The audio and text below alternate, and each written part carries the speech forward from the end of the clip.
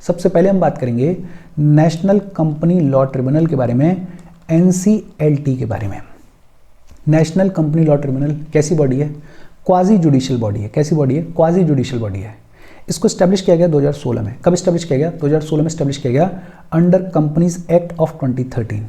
और ये जो NCLT है इसने रिप्लेस किया कंपनी लॉ बोर्ड को और BIFR को। किसको रिप्लेस किया? कंपनी लॉ बोर्ड को और BIFR को रिप्लेस किया। एक सवाल ये भी आता है कि NCLT को क्या पावर्स दी गई?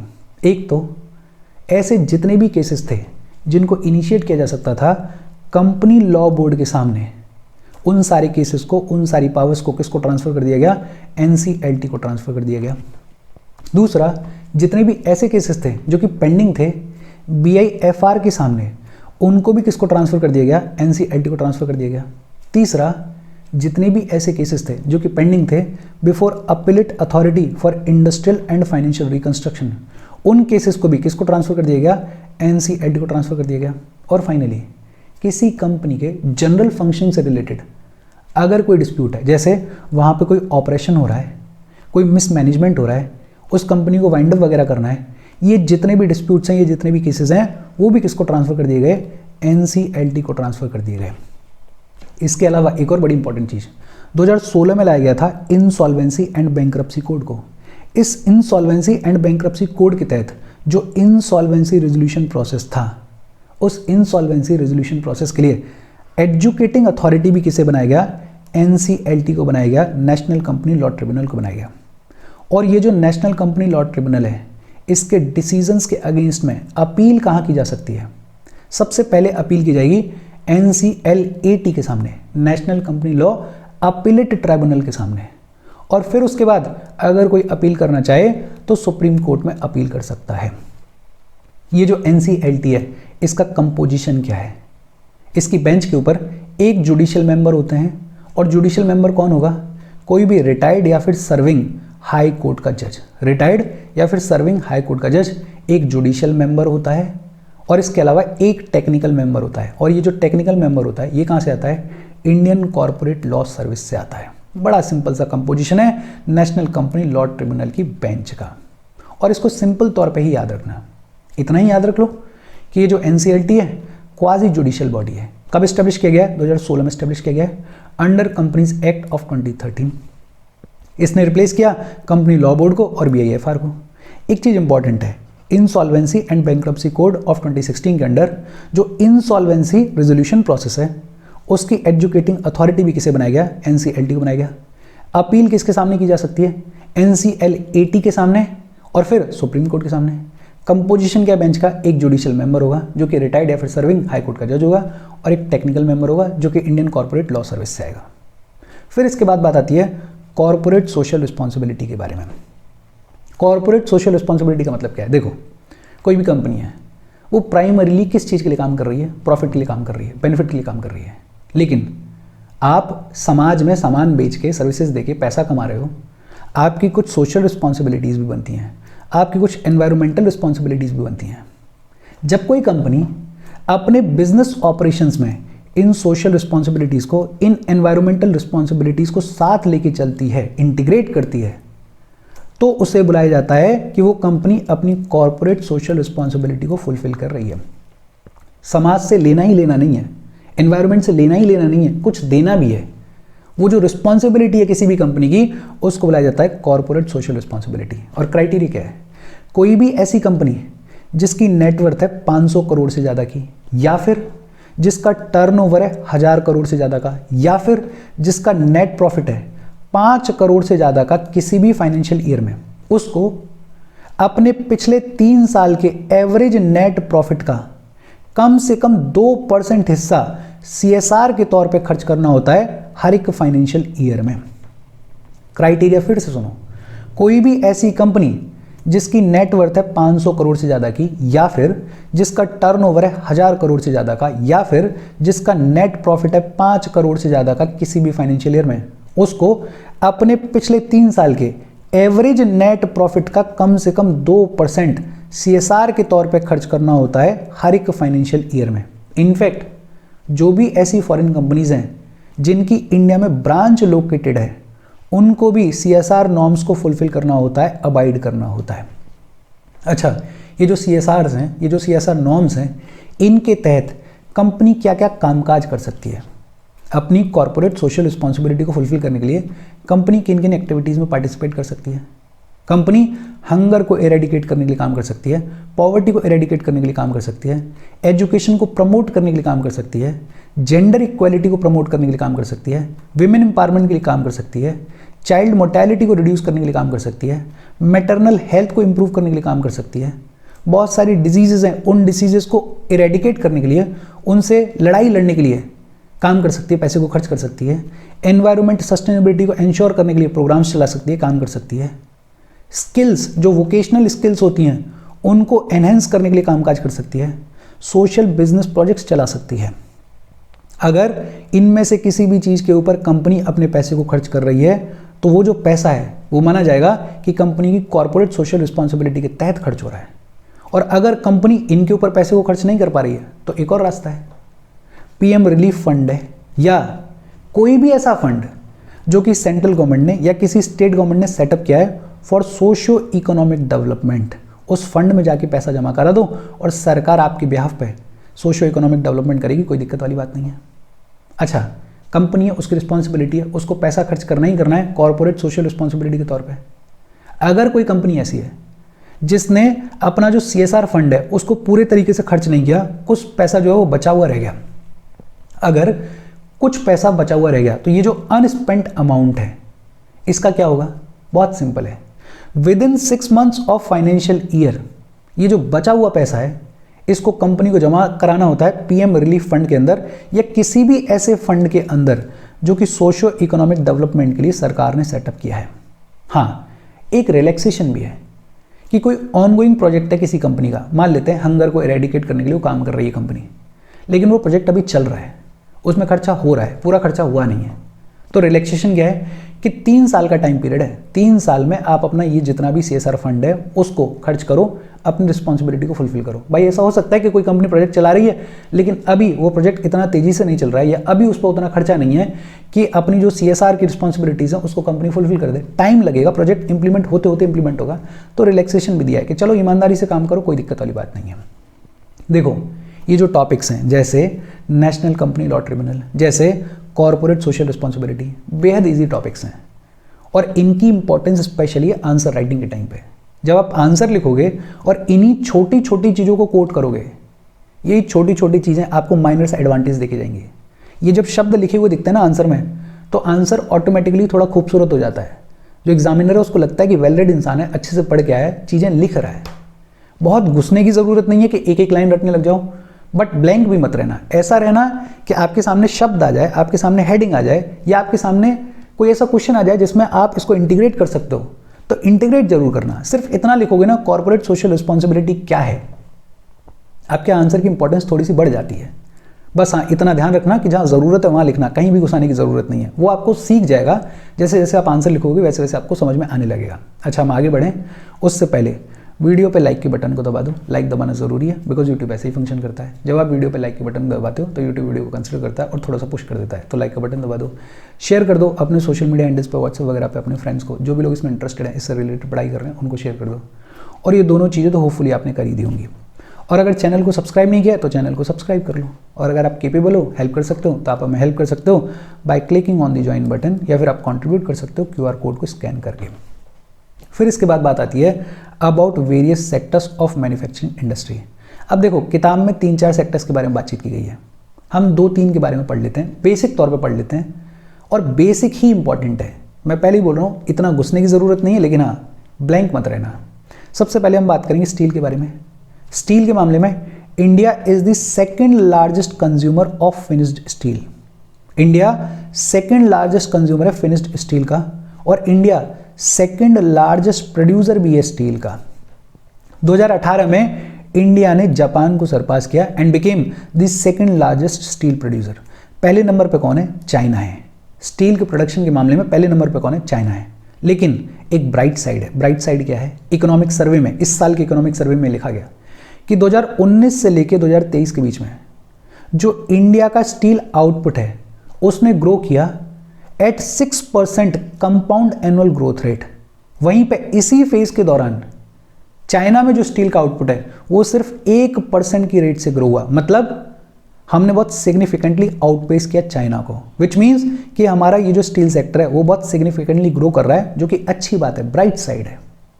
इसमें हमारा पोटेंशियल है, इस पोटेंशियल को और हमें डेवलप करने की ज़रूरत है बेसिक तौर पे। अब देखो इकोनॉमिक सर्वे भी देखोगे तो डेटा और बहुत सारा है कि इतना टन प्रोडक्शन हुआ, इतना हुआ, ऐसे हुआ, उस सब में नहीं जाना।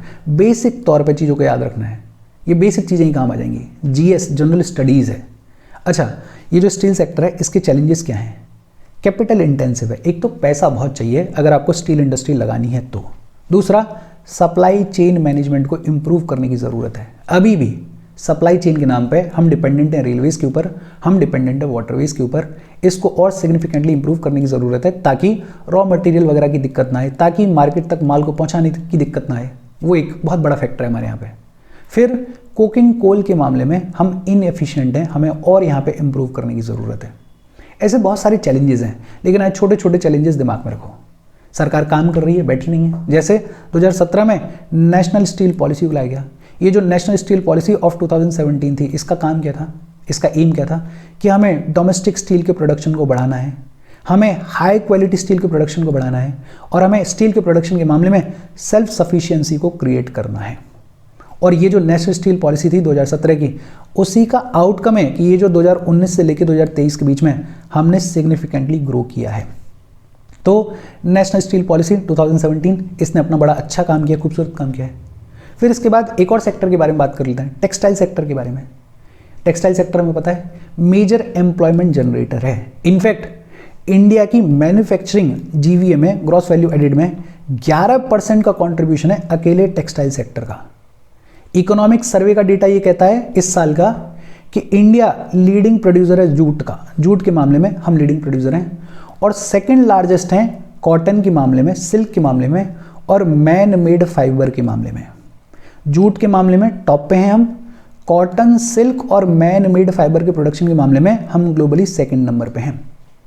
इंडिया का 6th लार्जेस्ट शेयर है, या ये कहें कि India is the 6th largest exporter of textiles and एपरल्स।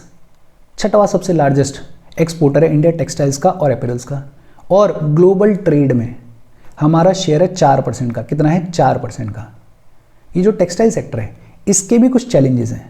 एक जो सबसे बड़ा चैलेंज है वो है स्किल अपग्रेडेशन। अभी भी हमारे यहाँ पे रिक्वायर्ड स्किल्स नहीं है, अभी भी हमारे यहाँ पे रिक्वायर्ड मॉडर्नाइजेशन नहीं है, अभी भी हमारे यहाँ पे रिक्वायर्ड मैकेनाइजेशन नहीं है, और इसकी वजह से वैल्यू एडिशन में कमी देखने को मिलती है। इसकी वजह से जो हाई क्वालिटी के फिनिश्ड प्रोडक्ट्स होते हैं उनमें कमी देखने को मिलती है, और इसके अलावा जो हमारे यहाँ पे रेगुलेशंस हैं उनमें भी कमी देखने को मिलती है। मॉडर्न टाइम्स के हिसाब से उनको भी अपडेट नहीं किया गया है।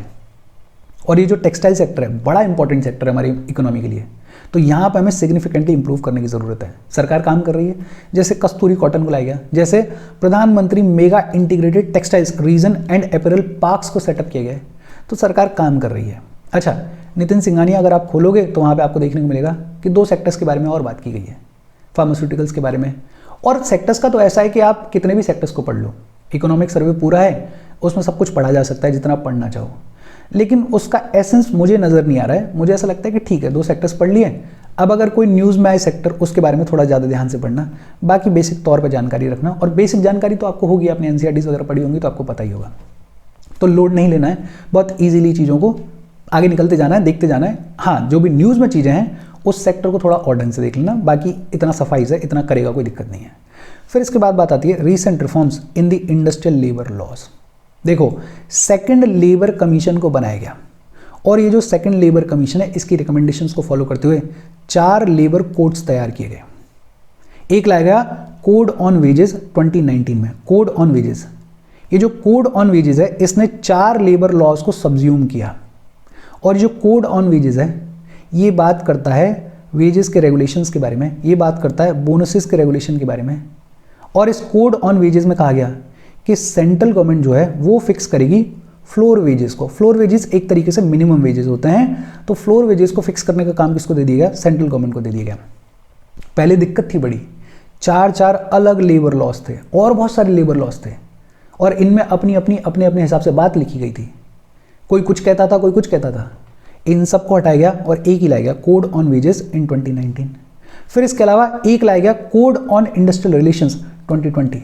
ये जो कोड ऑन इंडस्ट्रियल रिलेशंस है, इसने भी 3 लेबर लॉज को सब्ज्यूम किया। अब ये जो इंडस्ट्रियल रिलेशंस कि भैया किसी कंपनी को कैसे फंक्शन करना है, कैसे रजिस्टर करना है, किस तरीके से रेगुलेट किया जाएगा, वो पूरी बातचीत की गई है इस कोड ऑन इंडस्ट्रियल रिलेशंस में। 2020 में लाया गया था इसको। फिर कोड ऑन सोशल सिक्योरिटी, इसको भी 2020 में लाया गया। और ये जो कोड ऑन सोशल सिक्योरिटी है, इसने 8 लेबर लॉज को सब्ज्यूम किया।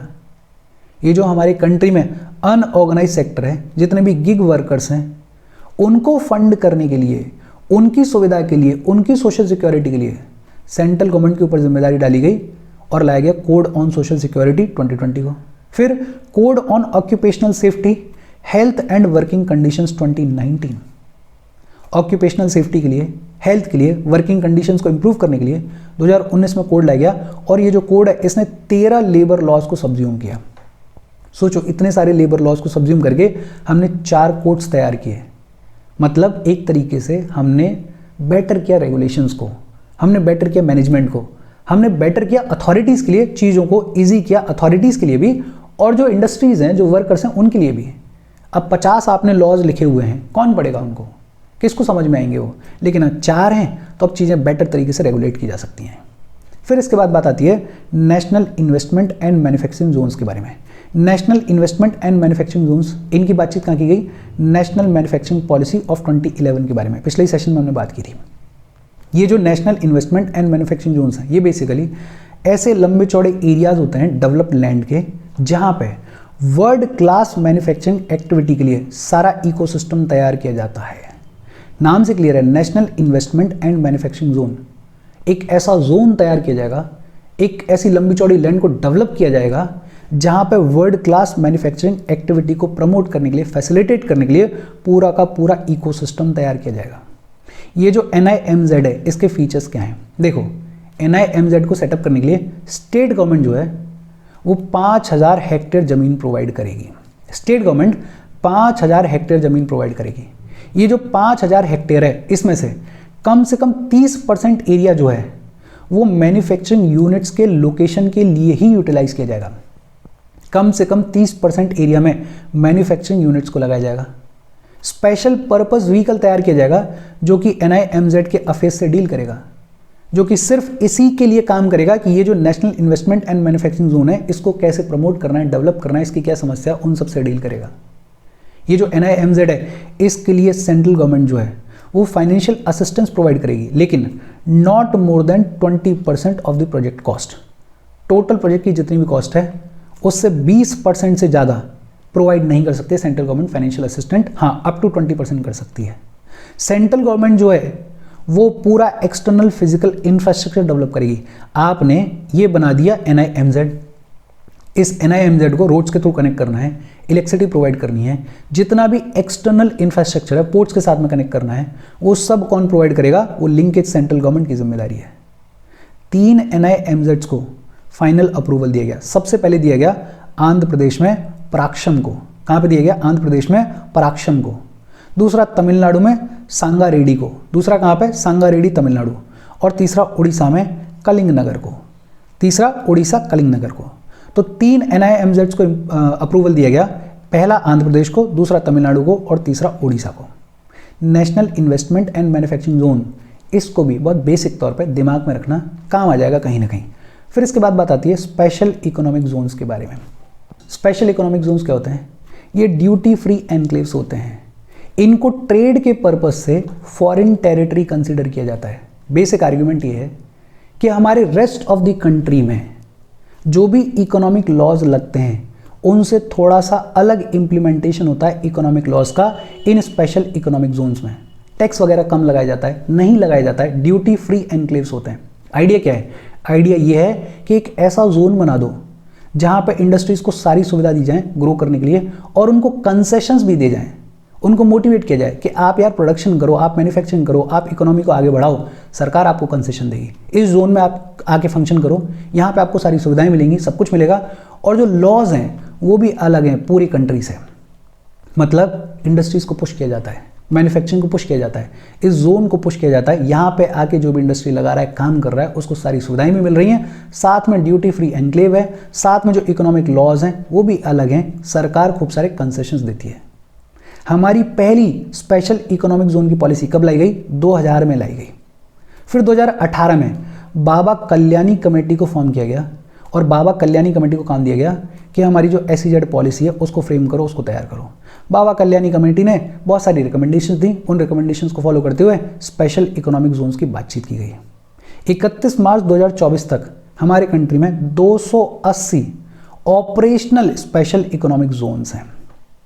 अच्छा, फिर इसके बाद 2 स्कीम्स की बात और की गई है। एक प्रधानमंत्री श्रम योगी मानधन योजना, प्रधानमंत्री श्रम योगी मानधन योजना, इसको 2019 में लॉन्च किया गया। किसने लॉन्च किया? Ministry of labour and employment ने लॉन्च किया।